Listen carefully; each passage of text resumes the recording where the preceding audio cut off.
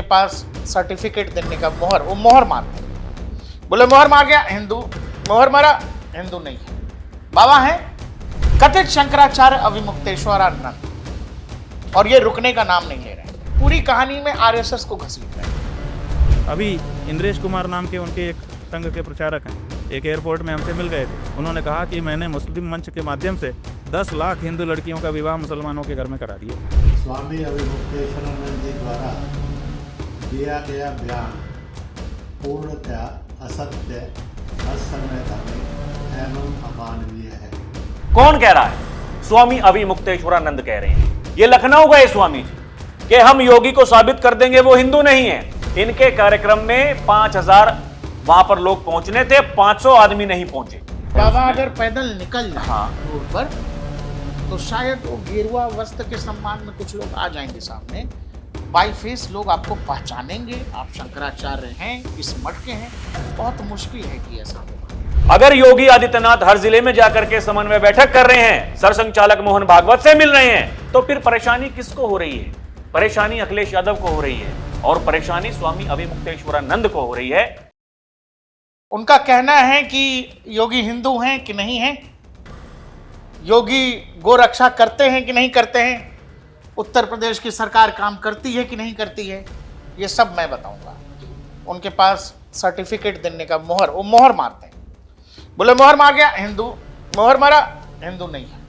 बाबा हैं कथित शंकराचार्य अविमुक्तेश्वरानंद, और ये रुकने का नाम नहीं ले रहे हैं। हमने इनका नाम फ्रेंच कट बाबा भी रखा है सम्मान के साथ। बाबा जी अब लाइन क्रॉस कर रहे हैं। लाइन वो उसी दिन क्रॉस कर गए थे जिस दिन वो सूबे के मुख्यमंत्री के बारे में बोल रहे थे। बोलते बोलते बोलते अब तो कहानी उन्होंने औरंगजेब और जाने क्या क्या कर दिया। अब वो इस पूरी कहानी में आरएसएस को घसीट रहे हैं।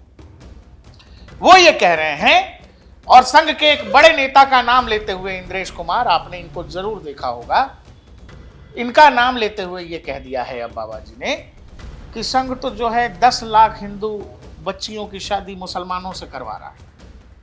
और इसके पीछे उन्होंने कहा कि एक समय इंद्रेश कुमार ने मुझे ऐसा बताया था। अब उस पूरी कहानी पर इंद्रेश कुमार ने सारी पोल पट्टी बाबा की खोल दी। इंद्रेश कुमार ने बहुत थोड़े समय के लिए छोटी सी बाइट कही है, लेकिन उन्होंने ये कहा कि बाबा मुंह मत खुलवाओ, हम सनातन का, भगवा का सम्मान करते हैं और सनातन से जुड़े साधु संतों को इस तरह से झूठ, प्रलाप, प्रपंच करना शोभा नहीं देता है।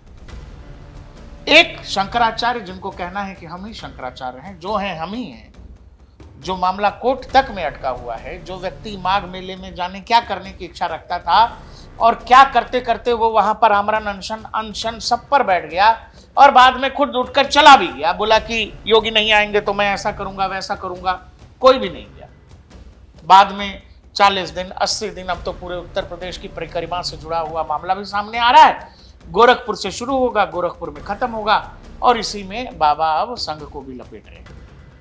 धर्माचार्यों का काम है धर्म का प्रवाह करना, सनातन का प्रवाह करना, न्याय का प्रवाह करना, धर्म के बारे में लोगों को जागृत करना, सत्य की स्थापना करना, धर्म की स्थापना मजबूती से हो, इसका ख्याल रखने का काम धर्माचार्यों का है। शंकराचार्यों को दिया था वो शंकराचार्य जो पूरा भारत भूमि, जिन्होंने पूरे भारत भूमि की जो है भ्रमण पैदल कर दी। हमारे बाबा हैं कि रथ से उतरते ही नहीं, और ये तो वैनिटी वैन, मर्सिडीज का, BMW का, जाने क्या क्या लेके टहलते हैं। हमारे साथ हमारे सहयोगी राहुल जी हैं। राहुल जी, अब तो बाबा ये कह रहे हैं कि उनको संघ के बारे में भी सब पता है। इंद्रेश कुमार ने सामने से बयान दे दिया, कोई और नेता टाइप का आदमी रहता तो बाबा को बताता कि क्या होता है। इंद्रेश कुमार संघ से जुड़े हुए बेहद सौम्य स्वभाव के व्यक्ति हैं। उन्होंने जो जवाब दिया है पहले सुनिए, फिर राहुल जी से लेते हैं। हमारे देश भारत में संत, सन्यासी, इनके प्रति श्रद्धा यह परंपरागत रूप से रही है। राष्ट्रीय स्वयंसेवक संघ संतों और सन्यासियों के सम्मान करने वाला प्रवाह है। स्वामी अविमुक्तेश्वरानंद जी द्वारा दिया गया बयान पूर्णतया असत्य, असंवैधानिक एवं अमानवीय है। दर्शकों, अब देखिए, जो इंद्रेश कुमार जी कह रहे हैं एकदम सम्मान के साथ में, और जो तथाकथित शंकराचार्य हैं वो अभी भी ये कह रहे हैं कि आप समझ जाइए, आपको इन सब चीजों से दूर रहना चाहिए, मतलब राजनीति नहीं करनी चाहिए। दर्शकों, अब आप ये देखिए कि आपको उनकी बात सुनकर के, जो स्वामी जी हैं हमारे, वो फ्रेंच कट वाले बाबा, उनकी बात सुनकर आपको क्या प्रतीत होता है? यह भाषा पूरी की पूरी समाजवादी पार्टी के मुखिया अखिलेश यादव वाली भाषा है। जिस तरह से अखिलेश यादव ये कहते हैं कि ये बीजेपी धर्म के साथ में खिलवाड़ करती है। अभी महाराष्ट्र गए थे, अबू आजमी उनके साथ में वहां बैठे हुए थे, और उन्होंने ये कह दिया कि मैं मुख्यमंत्री बनने वाला हूं, योगी हट जाएंगे, बुलडोजर का ड्राइवर बदल जाएगा, हम यहां वहां पता नहीं कहां कहां बुलडोजर चलवा देंगे। और अखिलेश यादव उसके साथ में उन्होंने एक बात और कही, वो क्या कि आपके यहां के जो लोग हैं वो हमारे उत्तर प्रदेश में आ गए हैं। आप समझिए दर्शकों, वो किसके बारे में कह रहे थे? वो संघ के बारे में कह रहे थे, सरसंघचालक मोहन भागवत के बारे में कह रहे थे। क्योंकि हाल फिलहाल हमने ये देखा है कि योगी आदित्यनाथ से कई मुलाकात हो चुकी है मोहन भागवत की। इसके अलावा योगी आदित्यनाथ हर जिले में जाकर के वहां वो समन्वय बैठक कर रहे हैं संघ के साथ में। आप देखिए, ये कोई छोटी बात नहीं है। कहने का मतलब यह है कि 2027 का जो विधानसभा चुनाव होगा, संघ ने, बीजेपी ने, योगी आदित्यनाथ ने अभी से तैयारियां शुरू कर दी हैं। और ये तैयारियां ये डरा रही हैं किसको? समाजवादी पार्टी को। समाजवादी पार्टी, अखिलेश यादव जो अभी तक इस बात को कह रहे थे, अब वही बात आप ये देखिए, कौन कह रहा है? स्वामी अविमुक्तेश्वरानंद कह रहे हैं। ये लखनऊ गए स्वामी जी कि हम योगी को साबित कर देंगे वो हिंदू नहीं है। इनके कार्यक्रम में 5000 वहां पर लोग पहुंचने थे, 500 आदमी नहीं पहुंचे। उसके बाद में तुरंत अखिलेश यादव इनसे मिलने के लिए गए, ये आश्वासन देने के लिए गए कि नहीं, आप करते रहिए, हम आपका साथ देंगे। अब की बार थोड़ी सी ढील रह गई, लेकिन अब की बार पूरी भीड़ जुटा दी जाएगी। फिर ये भविष्यवाणी होती है कि हम पूरे उत्तर प्रदेश की परिक्रमा करेंगे। ये यात्रा गोरखपुर से इसकी शुरुआत होगी, गोरखपुर में ही खत्म होगी। गोरखपुर जो गृह जिला है योगी आदित्यनाथ का, वो गोरखपुर जहां से 5 बार सांसद रहे हैं योगी आदित्यनाथ। योगी आदित्यनाथ का गढ़ है गोरखपुर। और बाबा वहां से, ये स्वामी अविमुक्तेश्वरानंद यूपी की परिक्रमा करेंगे, वहीं से शुरुआत करेंगे, वहीं पे उसका अंत करेंगे। ये पूरा खेल आप समझ लीजिए दर्शकों, ये कोई छोटी बात नहीं है। योगी सरकार, योगी आदित्यनाथ, उनके नेताओं की छवि को धूमिल करने के लिए ये किस तरीके से ये षड्यंत्र कर रहे हैं, ये साजिशें कर रहे हैं, आप समझिए, ये कोई छोटी बात नहीं है। और क्योंकि संघ वो डटकर खड़ा है योगी आदित्यनाथ के साथ, संघ ने यह कह दिया है कि अगर योगी आदित्यनाथ के खिलाफ बयानबाजी करोगे तो फिर आपको बागी मान लिया जाएगा। ये पूरी कहानी वही है प्रकाश जी, समझना आपको पड़ेगा दर्शकों। देखिए, होता क्या है, जब आप चुनाव लड़ने के लिए जाते हैं तो आपके पास में कुछ मुद्दे होते हैं जिनको आप जनता के बीच में वहां चर्चा उन पर करते हैं।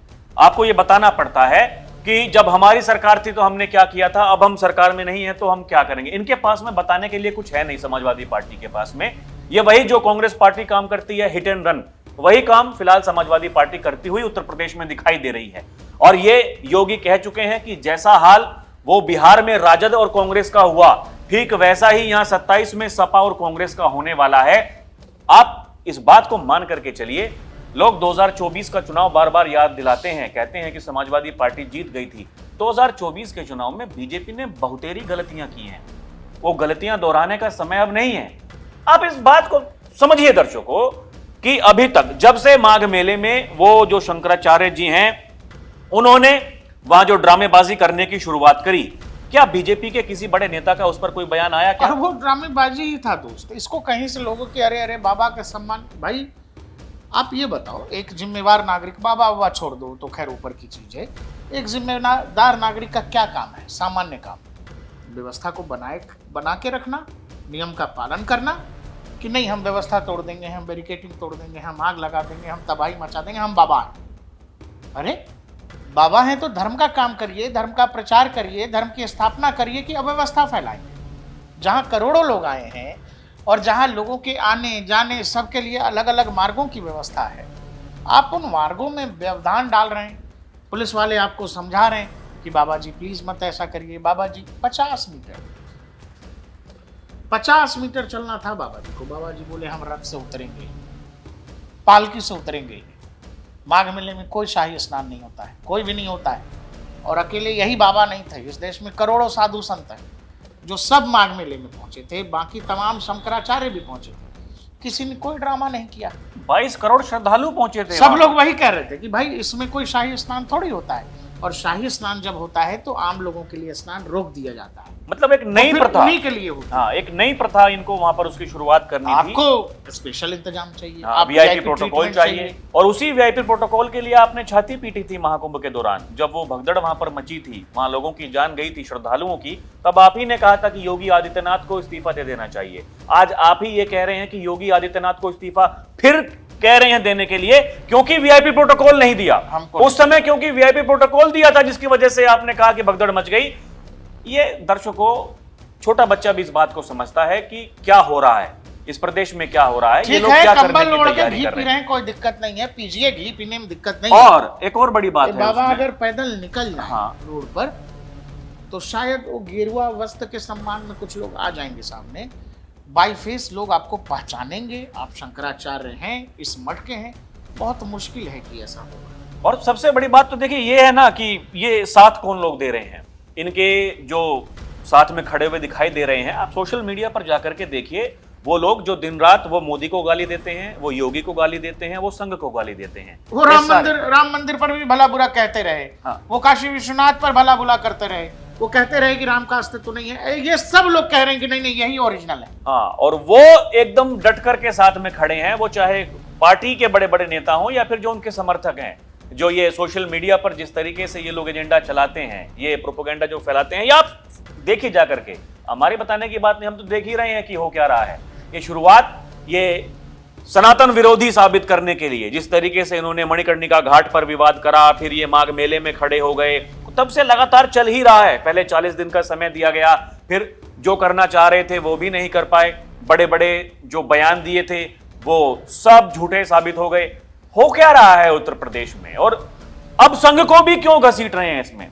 भाई वो संघ जिसने हाल फिलहाल अभी अपना शताब्दी समारोह अलग अलग जगहों पर जाकर के मनाया है, संघ एक अदृश्य शक्ति दर्शकों, जो पता नहीं हिंदू धर्म के उत्थान के लिए वो क्या क्या काम कर रही है, सनातन धर्म के लिए, और ये लोग ये संघ को टारगेट कर रहे हैं। अभी तक योगी को टारगेट कर रहे थे, अब संघ को टारगेट करना इसलिए इन्होंने उसकी शुरुआत कर दी है क्योंकि संघ योगी आदित्यनाथ के साथ में खड़ा है। और योगी से इनको इतना डर क्यों लगता है, सबसे बड़ी बात तो यह है, अभी तक नरेंद्र मोदी के खिलाफ ये करते थे, अब ये पूरा का पूरा जो इनका सिलसिला है ये योगी आदित्यनाथ पर आ गया है। प्रकाश जी, आप इस बात पर गौर कीजिए, यही जो बाबा हैं शंकराचार्य, जो अपने नाम के आगे लिखते हैं, ये नहीं अभी तक मोदी के खिलाफ ये कैसे, जब वो चाहे प्राण प्रतिष्ठा का मामला हो, 370 हो, इन्होंने मतलब जी भर के टारगेट किया है नरेंद्र मोदी को। लेकिन नरेंद्र मोदी को देखिए, एक कार्यक्रम में ये मिले थे तो जाकर के इनका आशीर्वाद लिया। कुछ लोग कह रहे हैं, हाँ। यही आप समझ लो, कौन साधु है, कौन महात्मा है, कौन कैसा है, ये इतना चरित्र दिखलाता है, चरित्र दिखलाता है। आपकी भाषा का, आपके व्यवहार का सम्मान नहीं है, वो जो पद आपने अपने नाम के साथ जोड़ लिया है, नहीं, लोग उसका सम्मान कर रहे हैं। सबसे बड़ी वहां आप बैठे हुए और प्रकाश जी, सबसे बड़ी बात तो जो भगवा है उसका सम्मान, हाँ, और उस संत परंपरा का सम्मान। मेरे ख्याल से अंबानी के बेटे की शादी हाँ। थी, वहां पर और भी शंकराचार्य सब लोग पहुंचे हुए थे, तमाम साधु महात्मा संत समाज के लोग पहुंचे हुए थे। प्रधानमंत्री ने दंडवत होकर के प्रणाम किया। ये क्या दिखलाता है? ये दिखलाता है कि खुद के प्रधानमंत्री हमारे देश के कैसे हैं। बाबा जी जो कर रहे हैं वो उनका हाव भाव, उनकी भाषा, ये बतलाता है कि वो कितने बड़े बाबा हैं। अब क्योंकि कितने ज्ञानी बाबा योगी आदित्यनाथ भाई वो भी संत हैं, आप समझिए, वो जिस पीठ के पीठाधीश्वर हैं उसका बहुत बड़ा महत्व है हिंदुस्तान में। इस बात को आपको समझना पड़ेगा। खुद गृह मंत्री अमित शाह, वो जिस समय बीजेपी के अध्यक्ष थे, उन्होंने ये कहा कि ये जो मठ है गोरखपुर का, ये इसकी बहुत मान्यता है, और हमने जो शुरुआत करी उत्तर प्रदेश में 2014 के, आप चुनावी नतीजे याद करिए, कोई कह रहा था कि बीजेपी की इतनी सीटें आ जाएंगी, ये कहा अमित शाह ने, हमने अपने चुनाव प्रचार की शुरुआत वो गोरखपुर से की थी, उसी मठ से। आपको नहीं पता आप किससे टकरा रहे हैं। ये जो तथाकथित शंकराचार्य हैं, इनको नहीं पता, वाकई नहीं पता किससे टकरा रहे हैं। कि ये पिच बना रहे हैं। एक आपको याद है किसान आंदोलन का एक पिच क्यूरेटर था, योगेंद्र यादव नाम का, वो आदमी बोला कि हम पिच बना रहे थे, लोग फायदा नहीं ले पाए।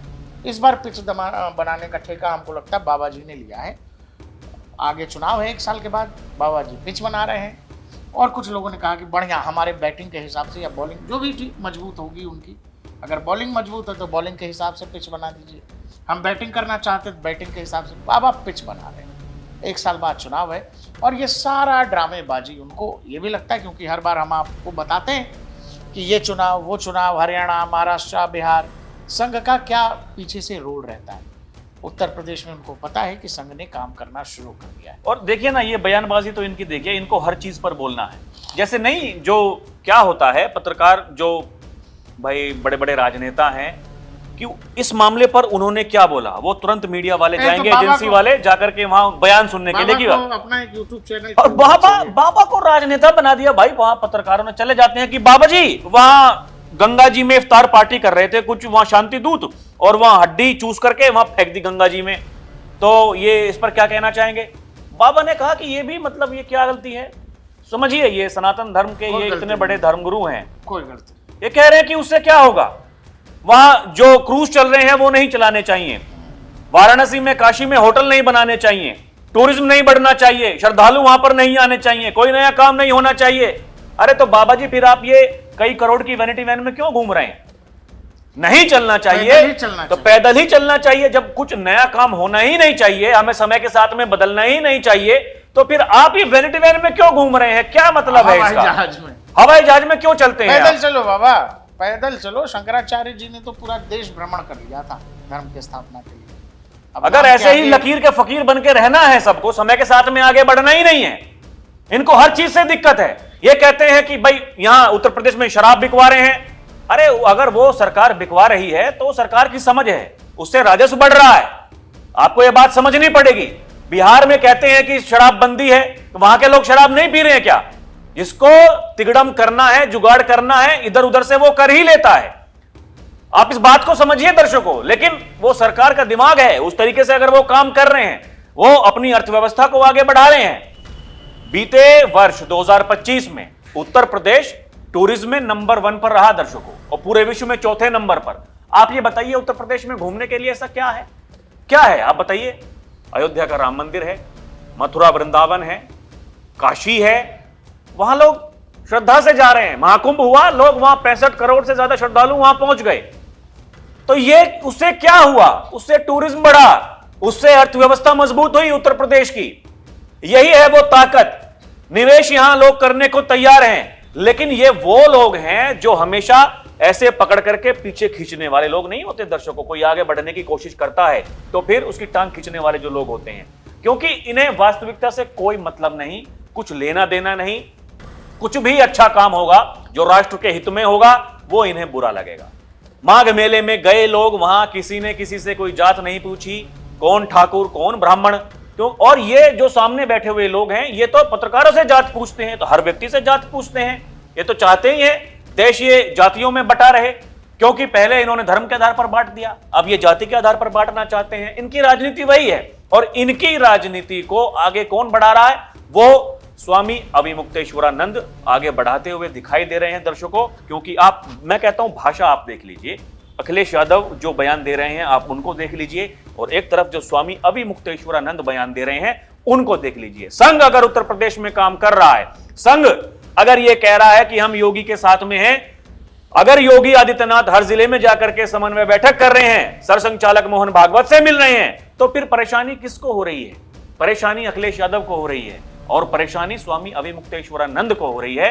ये जो तार ये आपको कहीं जुड़ते हुए दिखाई दे रहे हो, तो समझ से देख लीजिए ये क्या हो रहा है, खिचड़ी क्या पक रही है। आप ये पूरी कहानी को समझना। दूसरा ये समझना कि अचानक योगी जी से बंदूक की नोक जो है संघ की तरफ क्यों कर दी है बाबा अविमुक्तेश्वरानंद जी ने, क्योंकि उनको अब कहा गया है बाबा थोड़ा उधर भी, बाबा में इतना सोच सकते हैं, ये थोड़ा मुश्किल लगता है, क्योंकि भाई ये तो हिंदुओं को बांटने का सीधा सीधा प्रयास है ना भाई। खैर देखते रहिए DNP इंडिया, हर खबर भरोसे के साथ।